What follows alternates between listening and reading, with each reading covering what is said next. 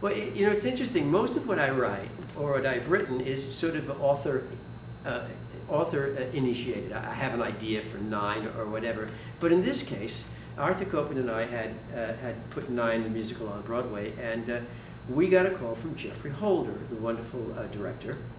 And he said, look, I have the rights to this book by Gaston Leroux called Phantom of the Opera, and I'd never read the book, but I certainly had seen 3 or 4 different movies by that title over the years. So, he said, I'd like you guys, I love your work, and I'd like you to consider writing a musical based on it. And my first reaction was, it's a terrible idea. I mean, it's a horror movie.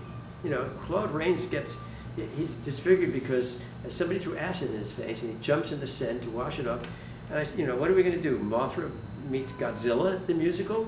And he said, well, you know what, read the book. And let's have a meeting after you read the book. So I did read the book. It's a deeply romantic story that takes place in the 19th century. And when we came back, I said, I think that this is an age when if you had a mad sister, you'd lock her up in the attic. And if you have somebody, if he's disfigured from birth, then they'd hide him in the crypt below the opera. Maybe his mother is a singer. Or even if she isn't, that's what he's raised on. He as horrible, misshapen as he is on the outside, that's the beauty of him in the inside, and it's the beauty of music and of the great composers, whether it's Wagner or Verdi or Mozart.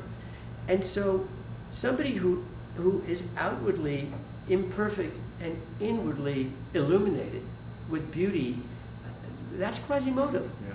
That's the Elephant Man. And there's something universal about that, because who among us doesn't understand in a way that despite our outward imperfections, inside, we're better, we mean well. And so I think there's something compelling and universal about it.